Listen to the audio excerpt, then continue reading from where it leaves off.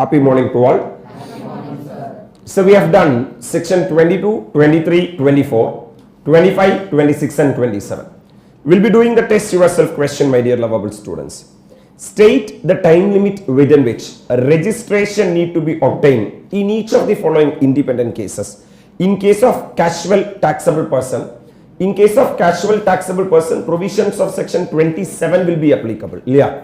Section 27, which is nothing but 7 minus 2 is equal to at least 5 days prior to the commencement of the business, that guy is supposed to take the registration.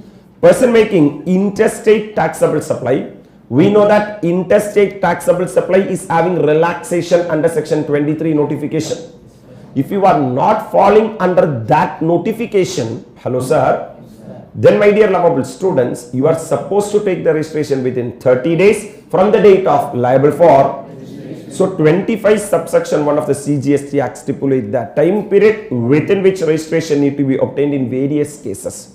It provides the following time limit. A person who is liable to be registered under section 22 or under section 24, then within how many days? 30 days. From the date on which he become liable for registration.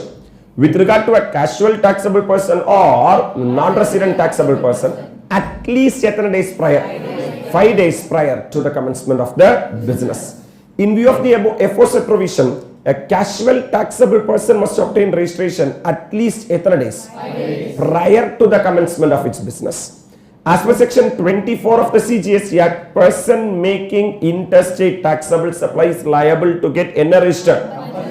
Therefore, such person must obtain registration within how many days? 30 days. From the date on which he become liable to registration. Clarity? Yes, sir. Moving to next illustration, ma'am. In order to be eligible for grant of registration, a person must have a PAN issued under the Income Tax Act. State an exception to it. Is there any exception? Yes, sir. For NRTP, sir, there is no need that they should have a PAN. A PAN is mandatory to be eligible for grant of registration. However, non-resident taxable person is an exception. As per provisions of section 25 subsection 5 and 25 subsection 6 of the Act, an NRTP may be granted registration on the basis of other prescribed documents instead of he has to submit a self-attested copy of his valid passport along with the application signed by his authorized signatory who is an Indian resident is having a PAN, valid PAN. And application will be submitted in a different prescribed form.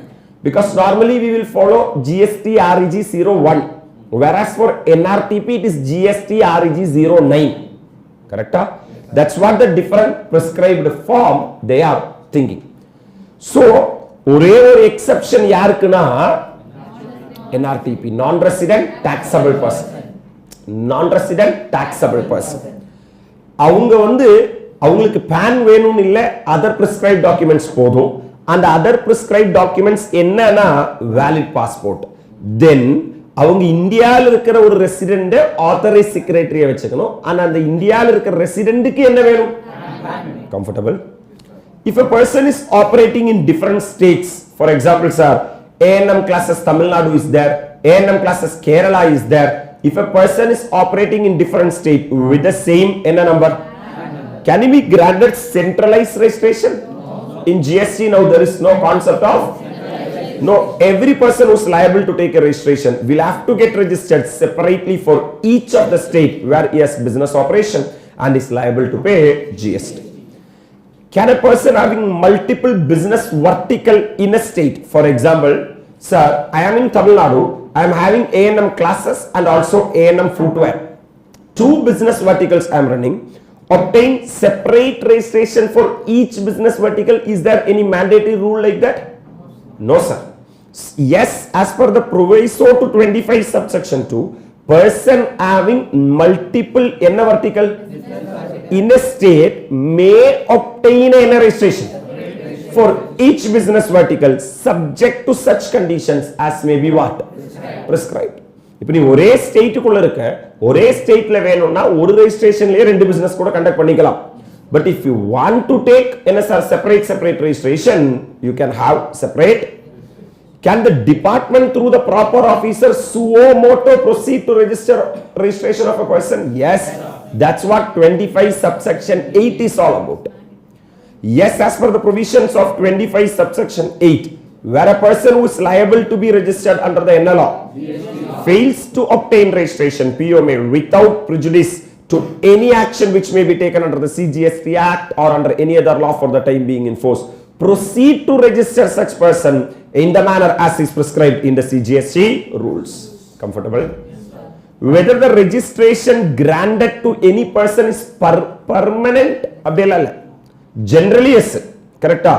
Permanent and keta, if you are violating the provisions of the act, we may cancel the registration, correct? Appa general neenga edu violate pannalena adu ennadu permanent. Neenga rules and regulation correct follow panningana permanent. Generally yes, the registration certificate once granted is permanent unless surrendered, cancelled, suspended or revoked. Clarity?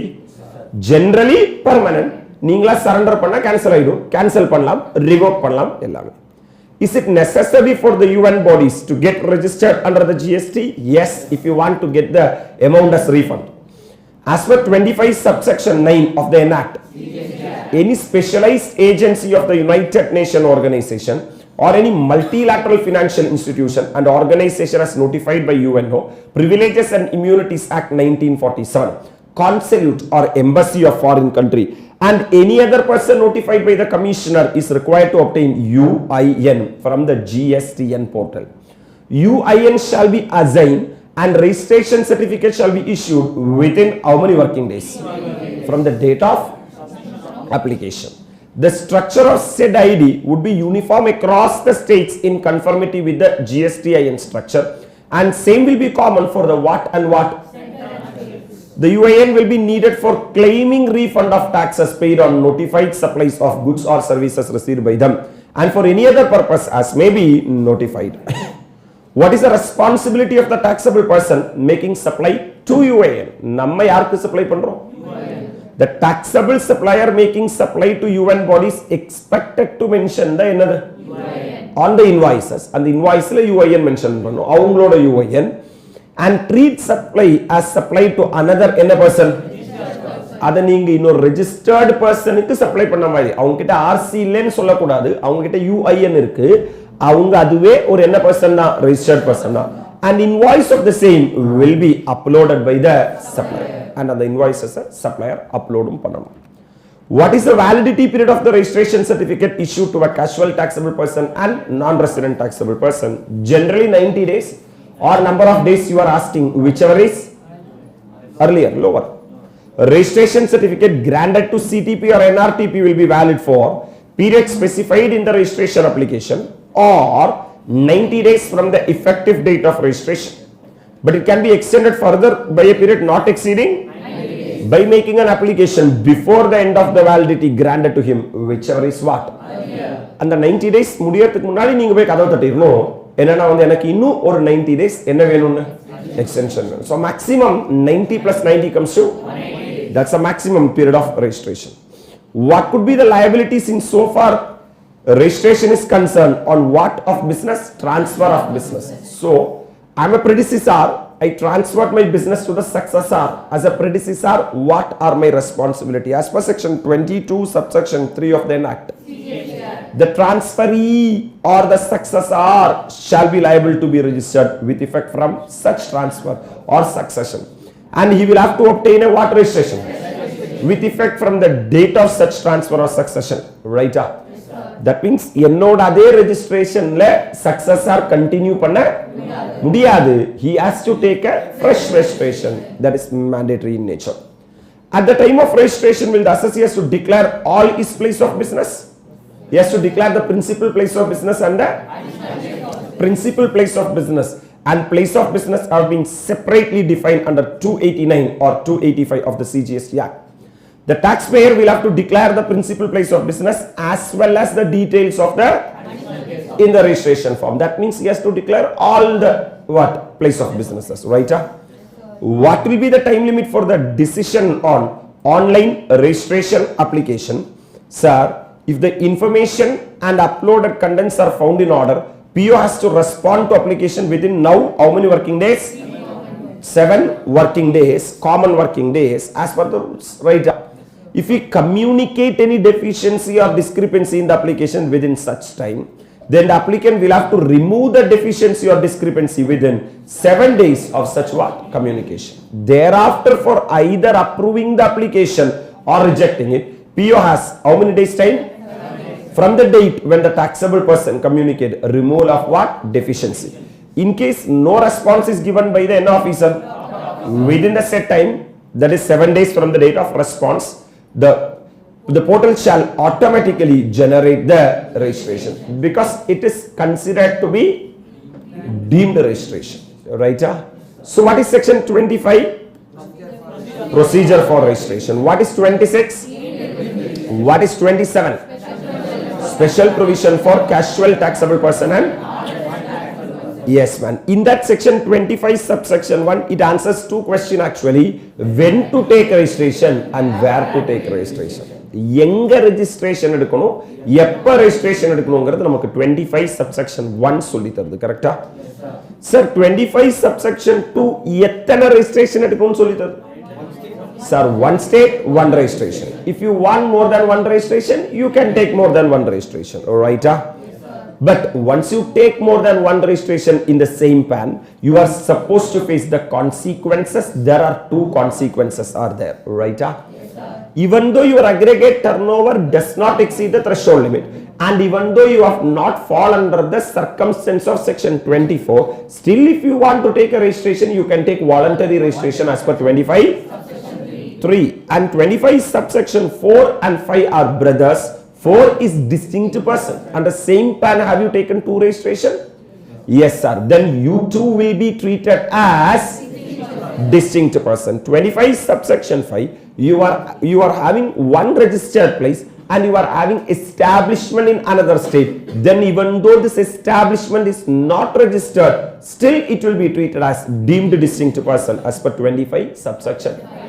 Sir, in order to take registration, you need PAN and you need TAN. If you add, you will get 6. 25 subsection 6, you need both PAN mandatory to take the registration.